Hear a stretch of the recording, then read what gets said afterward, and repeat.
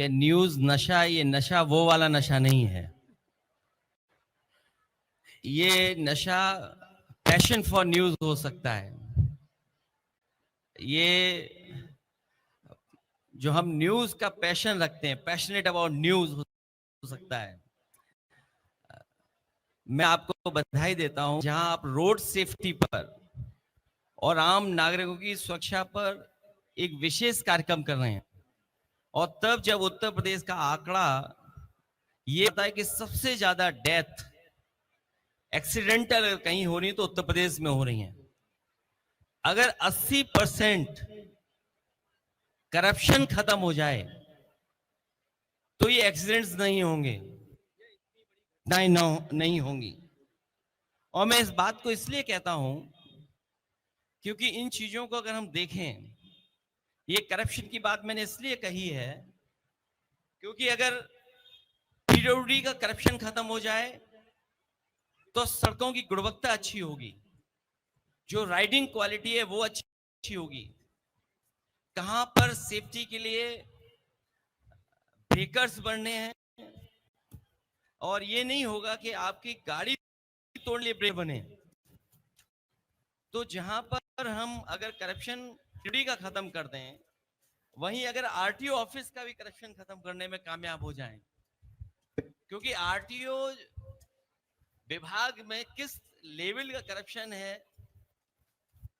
वो जो लोग आरटीओ ऑफिस में कभी काम पड़ा होगा वो जानते होंगे कि अगर ड्राइविंग लाइसेंस बनवाना है या फिट अनफिट गाड़ी का सर्टिफिकेट लेना है, अगर सरकार डग्गा मारी सड़कों, वो डग्गा मारी जो गाड़ियां हैं या जो अनफिट गाड़ियां अगर नहीं चलें तो बहुत सारी समाधान हो सकता है चीजों का।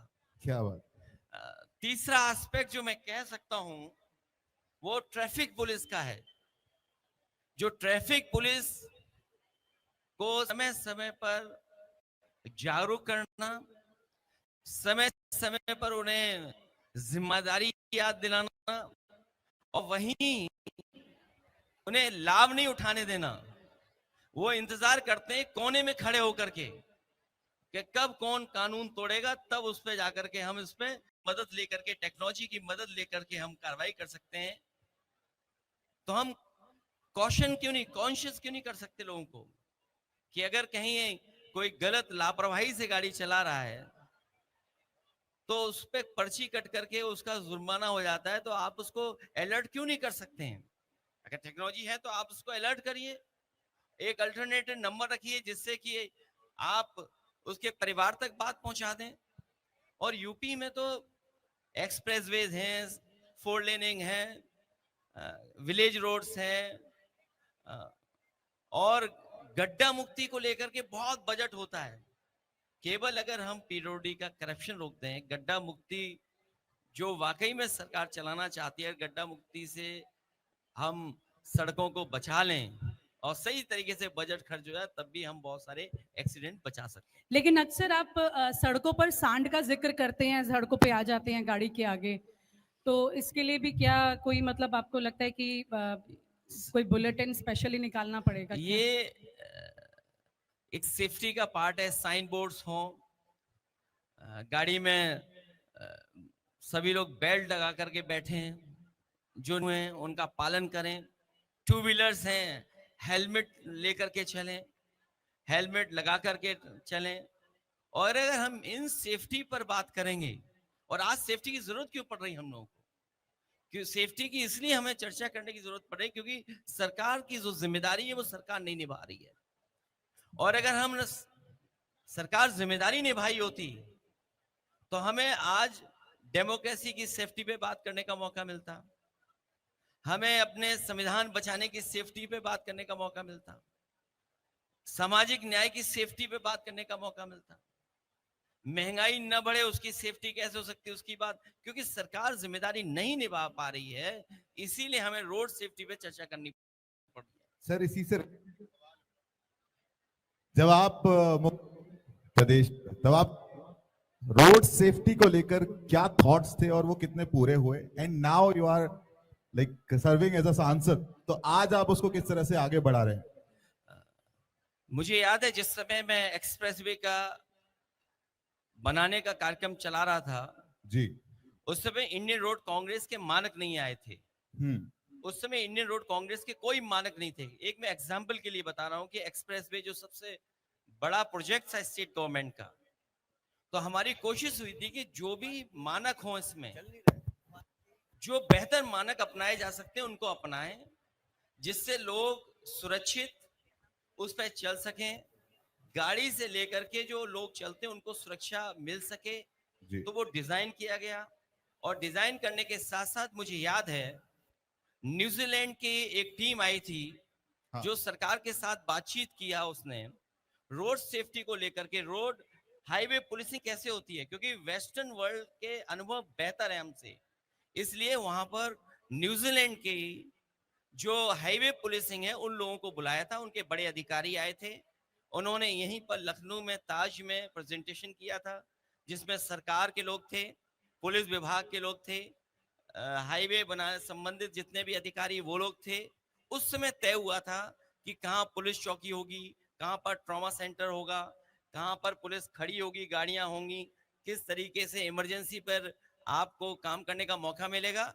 लेकिन दुख इस बात का है कि जैसे ही सरकार गई उसके बाद पूरा खिलवाड़ कर दिया उन्होंने एक्सप्रेसवे को लेकर के।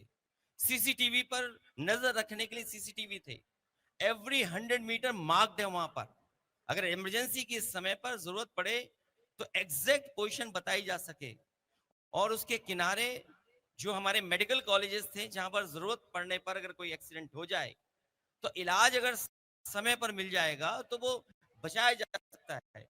मुझे खुशी आती है कि कोई भी एक्सीडेंट बाद अगर सैफई मेडिकल कॉलेज यूनिवर्सिटी में पहुंचा है तो 90% उसकी जान बच गई है। लेकिन किसी और मेडिकल कॉलेज में चला गया, जैसे मान लीजिए कन्नौज मेडिकल कॉलेज में अगर कोई चला गया ट्रॉमा सेंटर में, उसकी जान नहीं बचेगी। केजी में अगर आया तो घंटा आपको इंतजार करना पड़ेगा, क्योंकि आप पे समय कम होता है। एक्सीडेंटल केस में आप पर समय कम है, अगर कम समय में आप इलाज दे सकें तो आपकी जान भी बच जाएगी। ये लापरवाही और ये बर्बाद अगर किसी ने किया है तो उत्तर प्रदेश की भारतीय जनता पार्टी की सरकार ने बर्बाद कर दिया है। न केवल मेडिकल कॉलेज, एक्सप्रेसवे, बल्कि आपके अस्पताल भी बर्बाद कर दिए हैं। पुलिस को करप्ट बना दिया उन्होंने। और मुझे याद है कि जिस समय पूर्वांचल का हाईवे डिजाइन हुआ था, तब तक दिल्ली सरकार के एक्सप्रेसवे के मानक आ गए थे, इंडियन रोड कांग्रेस के मानक आ गए थे, उसके तहत वो एक्सप्रेसवे डिजाइन हुआ था। और वो डिजाइन ऐसा हुआ था जिसमें मीडियन 12 मीटर का था, सर्विस लेन्स थी, हमारे टोल एग्जिट पे थे, वे साइड एमिनिटीज थी, कहां पर गाड़ियां खड़ी होंगी, चौकी कहां बनेगी, वो सब इंतजाम था। और जो डायल 100 था उसको एसओपी बना के दिया था।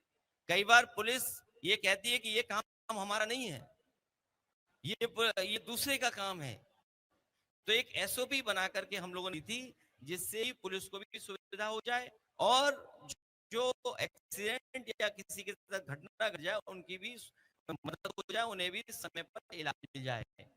और क्या थी, हमारे हेड कांस्टेबल और कांस्टेबल उस समय इनोवा में चलते थे, आजकल इनोवा आईपीएस लोगों ने जानकारी मिली। तो बताइए पर अगर अच्छी गाड़ी नहीं हो तो वो कैसे पहुंचेगा वहां। अब ये टोल तो इकट्ठा कर रहे हैं, ज्यादा टोल दे रहे हैं,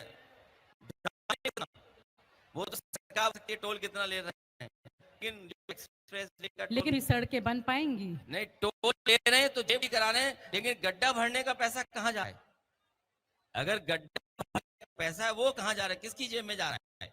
और अगर आंकड़े हो सकता है मेरे गलत हों, अभी तक भारतीय जनता पार्टी ने गड्ढा मुक्ति में 50,000 करोड़ से ज्यादा पैसा खर्च किया है। आप सोचिए पूरे उत्तर प्रदेश में 50,000 करोड़ रुपए गड्ढा मुक्ति पे खर्च हुआ है। ये बच्चे बैठे होंगे जिस सड़क से निकल के आते होंगे कि पास ही ने गड्ढा मिल जाता होगा। और आप हमसे जुड़े रहने के लिए सब्सक्राइब करें YouTube पर, फॉलो करें Twitter पर और लाइक करें Facebook पर। और ज्यादा जानकारी के लिए आपको टाइप करना होगा सिर्फ न्यूज नशा।